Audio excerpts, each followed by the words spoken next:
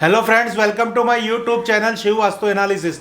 दोस्तों, आप सबका स्वागत हमारे इस एपिसोड में। फ्रेंड्स, आज का जो हमारा एपिसोड है वो मेडिकल वास्तु पे डिपेंड है। ये मेडिकल वास्तु के अंदर हम किस तरह से किसी भी प्रॉब्लम्स यानी किसी भी बीमारी या कोई भी हेल्थ इश्यू को कैसे वो जज कर सकते हैं कि हमारे वास्तु में ऐसी कौन सा जोन डिस्टर्ब है जिससे हम ये एक रेफरेंस ले सकते हैं कि हमारे घर के कोई फैमिली मेम्बर में उस जोन के डिस्टर्बेंस से कोई ना कोई डिसीज या कोई ना कोई प्रॉब्लम्स हो सकती है। फ्रेंड्स, ये जो आज मैं आपको ये एपिसोड लेके आया हूँ ये बहुत ही इंटरेस्टिंग है और इन वास्तु जो हमारे कंसल्टेंट हैं उनके लिए ये वरदान जैसा एपिसोड रहेगा, क्योंकि आज मैं आपको इसमें मेडिकल वास्तु किस तरह से देखा जाता है, किस तरह से उसको फाउंड आउट किया जाता है और किस तरह से उसकी रेमेडी की जाती है। हमारी ये कंटिन्यूटी सीरीज के अंदर आपको सब कुछ मालूम पड़ेगा। फ्रेंड्स, सबसे पहले हम तो ये बताएंगे कि आजकल का जो माहौल है, इस माहौल में घर घर के अंदर बीमारियाँ हैं। हर जगह जाऊंगे आपको कहीं ना कोई बीमारी मिलेगी। बहुत छोटी उम्र में कहीं पे घुटनों के दर्द मिलेंगे, कहीं पे कमर के दर्द मिलेंगे, कहीं पे सिर के दर्द मिलेंगे, कहीं ना कहीं कोई बॉडी पेन कोई भी छोटी उम्र में या एक एजेड उम्र में आपको देखा जाएगा। और किसी की घर की भी आप वास्तु विजिट लोगे तो वहाँ पे यही कंप्लेन होगी कि हमारे घर के अंदर पैसा तो आता है पर बीमारियाँ इतनी सारी कि पैसा टिक नहीं पाता। तो इसके लिए हम क्या कर सके? तो आप जब भी कोई वास्तु परचेस करते हो, रिनोवेशन करते हो या कोई छोटा बड़ा वहाँ पे कोई भी आप चेंजेस करते हो तो ये बात ध्यान रखना है कि वास्तु में किस जोन को हमको संभाल के कंस्ट्रक्शन करवाना है जिससे आगे जाते कोई हेल्थ इश्यू हमें फेस ना करनी पड़े। फ्रेंड्स, अब आपको मैं ये वास्तु का जो बेसिक ज्ञान है, बेसिक एजुकेशन है वो आपको देना चाहता हूँ। वास्तु पुरुष, वास्तु मंडल और वास्तु के जो हमारे 45 एनर्जी फील्ड जो है वो क्या है। दरअसल आज हम वास्तु पुरुष की बात करेंगे। तो एक दंत कथा के अनुसार पृथ्वी पे देव और दानव दोनों के बीच एक महाकाय युद्ध हुआ। उस महाकाय युद्ध के अंदर भगवान शंकर और इस तरफ दानव के बीच इतना घनिष्ठ युद्ध हुआ कि युद्ध सालों तक चला, महीनों तक चला, इतना लंबा चला। एक दंत कथा के हिसाब से कि शंकर भगवान के शरीर में से धीरे धीरे पसीना होने लगा और उनका एक पसीने की एक बूंद पृथ्वी पे जा गिरी और वहाँ पे एक मानस ने जन्म लिया। ये जो वास्तु मानस है उसी ही को वास्तु देवता कहते हैं। तो उस वास्तु मानस के जन्म होते ही वो देवों को भी खाने लगा और दानवों को भी खाने लगा, क्योंकि इतना वो भूखा था। तो ये देख के देव और दानव अचंभ में पड़ गए कि अब इस मानस का किया क्या जाए। फिर उस मानस को सभी देवी देवताओं ने, सभी दानवों ने मिल के उस मानस को उस पृथ्वी पे औंधे मुँह सुला दिया और उनके ऊपर 32 एनर्जी फील्ड, 45 एनर्जी फील्ड जो हमारा वास्तु मंडल है उसकी जो बेसिकली शुरुआत यहीं से ही हो रही है। यहाँ ही आपको समझना है कि अब यहाँ से कैसे स्टोरी डिफरेंस होगी।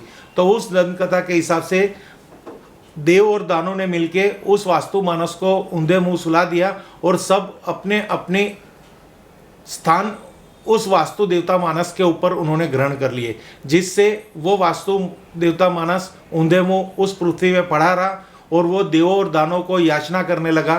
तब देवों और दानव ने उससे एक संकल्प करवाया कि आपको अगर इस पृथ्वी पे रहना है या आप ये संहार बंद कीजिए, जो आप हमें देवी देवताओं को और दानवों को जो आप कष्ट पहुंचा रहे हो और जो ये हमारा संहार कर रहे हो उसको आपको रोकना पड़ेगा, नहीं तो बहुत बड़ा प्रॉब्लम्स आ जाएगी। ऐसा उनके बीच में कुछ ऐसी दंत कथा के अनुसार वार्तालाप हुई थी। तो अब ये क्या बात है कि अब जब वास्तु मानस ने देवता और दानवों के साथ एक कमिटमेंट किया कि जो कोई भी व्यक्ति अगर वास्तु बनाता है और मेरी सूचना के हिसाब से मेरे शरीर के अवयव पे अगर वो किसी भी तरह का भार लाता है तो मैं उस घर के जो गृह स्वामी हैं उनको मैं कष्ट दूंगा। ऐसी कोई धुंधली दंत कथा जो हमने सबने पढ़ी हुई है, नेट पे भी आप देखोगे तो इससे मिलती जुलती दंत कथा होगी। मैंने मेरी जितनी भी नॉलेज है उतनी आपके साथ शेयर कर रहा हूँ, पर बेसिकली इस दंत कथा से तो हमें इतना ही जानना है कि वास्तु पुरुष मानस करके कोई शक्ति जो है जो वास्तु में इफेक्ट करती है, अगर ये वास्तु में इफेक्ट ना करती होती तो ये वास्तु शास्त्र नामक कोई ग्रंथ नहीं होता।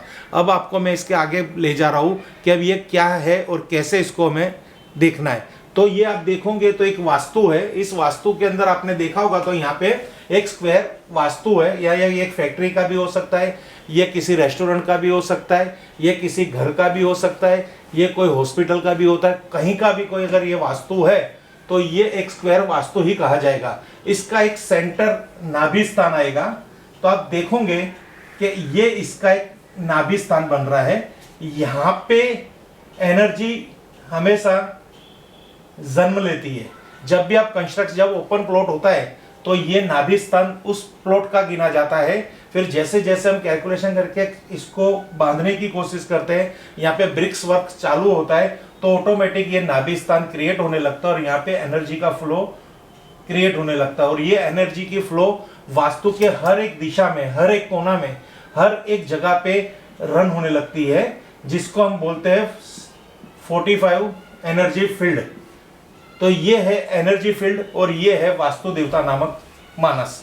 अब यहाँ पे एस्ट्रो वास्तु किस तरह से कंसिडर होगा और किस तरह से हमें उस प्रॉब्लम के हमें पता चलेगा कि हमारी लाइफ के अंदर अगर कोई भी हेल्थ इश्यू है तो वो इस जोन से है। अगर आपके घर के अंदर बहुत छोटी उम्र में और एकदम स्ट्रीम जिसकी फिगर है, बहुत मोटा भी इंसान नहीं है, उसकी एज भी छोटी है, तो भी उसको घुटनों की समस्या का प्रॉब्लम रहता है। घुटनों की समस्या है, आए दिन उसके घुटनों में सूजन आती है, घुटने दर्द करने लगते हैं, वो ज़्यादा चल नहीं सकता, वो इंडियन टॉयलेट यूज़ नहीं कर पा रहा। बहुत छोटी उम्र में उसकी एक ऐसी लाइफस्टाइल हो जाती है मानो वो 80 साल का बुढ़ा हो। अगर ऐसा आपको, अगर आपके घर के अंदर किसी को भी ऐसी कंप्लेन है तो वो सबसे पहले तो डॉक्टर को कंसल्ट करते हैं। अगर डॉक्टर भी अचंभे में पड़ जाते हैं कि इसकी एज के हिसाब से, इसकी लाइफस्टाइल के हिसाब से, इसकी बॉडी फिगर के हिसाब से इसके घुटनों में दर्द नहीं होना चाहिए, तो भी वो आपको कोई भी मेडिसिन देते हैं, पर मेडिसिन खाने के बाद भी आपके घुटनों का दर्द खत्म नहीं होता, रिलीफ नहीं मिलती, या हम वहाँ पे कुछ आपको फायदा नहीं मिलता। तो मैं आज आपको घुटनों के दर्द से ही शुरुआत करूंगा, क्योंकि भारत के अंदर बहुत सारे कंप्लेन है, हर किसी को घुटनों के दर्द की समस्या है। तो ये आप वास्तु पुरुष की जितना मुझको ड्रॉ करना है मैंने ड्रॉ किया है। ये एक्चुअली आपको समझाने के लिए मोटा मोटा समझाऊंगा, बाकी आपको कोई भी कंफ्यूजन हो मुझे संपर्क करना, उसकी डिटेलिंग कर लेंगे। ये वास्तु पुरुष का जो मस्तक है, ये उसकी 2 भुजाएं है, और ये 2 जो मैंने बताए हैं ये उनके 2 घुटन है, घुटन का एरिया है, घुटनों का एरिया। ये भुजाएं, ये यहाँ से आप टन देखोगे, ये इसकी भुजा हो जाएगी और ये उनका घुटनों का एरिया हो जाएगा। तो अब हमारी जो आज की एपिसोड में जो केस स्टडी है कि भाई उन और इधर इनके पांव होते हैं, नैऋत्य कोण के अंदर, ईशान कोण के अंदर मस्तक, ब्रह्म स्थान में नाभि स्थान, ईस्ट पूर्व और साउथ ईस्ट के बीच भुजाओं का स्थान, कोनी का स्थान, नॉर्थ और नॉर्थ वेस्ट के बीच में भुजाओं का स्थान, साउथ ईस्ट और नॉर्थ वेस्ट के दोनों कोनों के अंदर घुटनों का स्थान। आज का जो टॉपिक है वो साउथ ईस्ट और नॉर्थ वेस्ट पे ही डिपेंड है, तो ही हम इस घुटने को पकड़ पाएंगे। अब ये मानस, अगर आपका वास्तु इस प्रकार है तो ये मानस जो औंधे मुंह वास्तु मानस सो रहे हैं तो उनके घुटने यहाँ आ रहे, तो ये एरिया अगर आपका कट है, मानो इस तरह से कट है या फिर इस तरह से कट है, तो आपको मैं दिखाने की कोशिश करूंगा। ये समझो ये कट हो गया, तो आप देखोगे तो नॉर्थ वेस्ट कट है, यानी घुटनों का जो एरिया है वो कट हो चुका है। तो इस घर के कोई ना कोई व्यक्ति को या हर कोई व्यक्ति को एक छोटी एज के बाद घुटनों की समस्या आएगी आएगी आएगी, 100% आएगी, क्योंकि यहाँ पे वास्तु पुरुष का एक घुटन कट हो चुका है, घुटना कट गया है, तो इसको ये प्रॉब्लम्स आएगा आएगा आएगा। ये आप कितनी भी कोशिश कर लो कि आप कोई भी दवाई करवा लो तो आपको यहाँ पे निदान नहीं मिलेगा, उसकी जड़ तक नहीं पहुंच पाओगे जब तक ये कॉर्नर को आप स्क्वायर नहीं करवाओगे। अब इसकी बहुत सारी रेमेडीज होती है स्क्वायर करने की, जो आपको यूट्यूब से प्राप्त हो जाएगी। अब यही घुटना है, सपोज ये कोना अगर बढ़ा हुआ नॉर्थ वेस्ट या फिर साउथ ईस्ट, ये कंसिडर दोनों कोने को करना है। ये कोना अगर इस तरह से बढ़ा हुआ तो भी आपके जीवन में घुटनों की समस्या आएगी, क्योंकि यहाँ पे घुटन बढ़ चुके हैं, वास्तु पुरुष अनकंफर्टेबल फील कर रहे हैं, तो उनके तरफ से हमें इतनी प्रॉब्लम्स आएगी कि हमारे किसी ना किसी व्यक्ति को घुटने की समस्या आएगी, चाहे वो नॉर्थ वेस्ट हो या साउथ वेस्ट हो। साउथ वेस्ट अगर साउथ ईस्ट हो, साउथ ईस्ट अगर बढ़ गया तो भी घुटनों की समस्या है, अगर ये छोटा हो गया कट गया तो भी घुटनों की समस्या है। अब यहाँ पे हम बात करेंगे सीढ़ियाँ। अगर यहाँ पे आप स्टेयरकेस भी अपने रख दोगे तो यहाँ आप जो लॉजिक काम करेगा वेट का, यहाँ पे नहीं घुटने कट रहे, नहीं घुटने बढ़ रहे, पर यहाँ पे अतिशय वेट आ गया जो वास्तु पुरुष सहन नहीं कर सकेगा।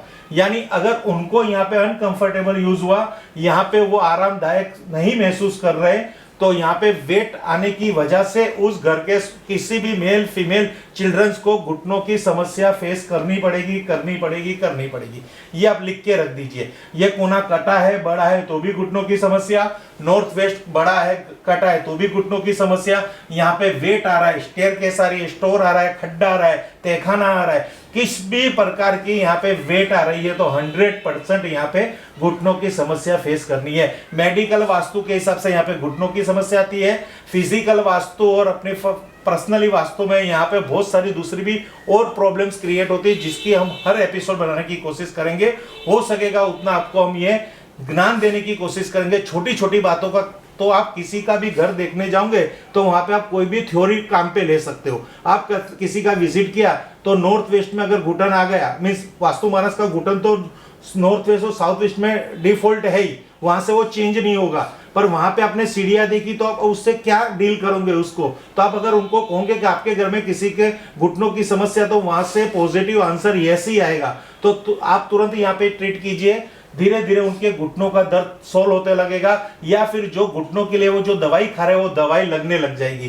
क्योंकि ऐसा नहीं कि ये हटाने से चमत्कार हो जाएगा, पर कई बार होता है कि हमारी कोई चीज प्रॉब्लम्स करती है तो हम उसका निदान करवाते हैं, ट्रीटमेंट करवाते हैं, पर रिजल्ट जीरो आता है। तो यहाँ से अगर ये चेंजेस करोगे तो वो रिजल्ट जीरो नहीं आएगा, पॉजिटिव आएगा। काम किसने किया कि काम किया दवाई ने, पर रिजल्ट किसने दिलवाया, किसके थ्रू हुआ, तो यहाँ की शुद्धिकरण की वजह से हुआ। इस तरह आप नॉर्थ वेस्ट को भी ट्रीट करके देखिए, साउथ ईस्ट को भी ट्रीट करके वहां पे जाइए, देखिए, समझिए। कुछ समझ नहीं आ रहा तो हमसे कंसल्ट कीजिए। आप अपने घर का एक एक्सपीरियंस ले लीजिए। वास्तु पुरुष का एक बार फिर रिपीट करता हूं, ब्रह्म में नाभि स्थान कहा जाएगा, नॉर्थ ईस्ट में उसका मस्तक कहा जाएगा, साउथ ईस्ट में घुटनों का स्थान कहा जाएगा, ईस्ट कॉर्नर से साउथ ईस्ट के बीच में ईस्ट ऑफ साउथ ईस्ट में उनकी भुजाएं कहा जाएगी, नॉर्थ वेस्ट में घुटने का स्थान कहा जाएगा, और नैऋत्य कोण में पांव की जो एड़िया आती है ना, तो एड़िया का स्थान किया जाता है, यानी पंजों का स्थान है। ये आपको मैंने जितनी भी समझाने की कोशिश की है। एपिसोड बहुत लंबा बन सकता है, आज एपिसोड हम यहाँ पे फिनिश करेंगे, क्योंकि हमें बहुत सारी और टॉपिक आगे लेके चलना है। आपको कुछ भी कंफ्यूजन आपके घर के अंदर मैच करके देखिए, 100% ये प्रॉब्लम्स आइए। अगर आप वास्तु पुरुष और वास्तु मानस और वास्तु मंडल से परिचित हो, उसका ज्ञान है, तो आप कल से केस स्टडी चालू करो, 10 घर देख के आओ। अगर वहां पे ये प्रॉब्लम्स मैच नहीं हो रही तो आप हमें फोन कर सकते हो। Thank you friends. Her her Mahadev, her her Mahadev, her her Mahadev.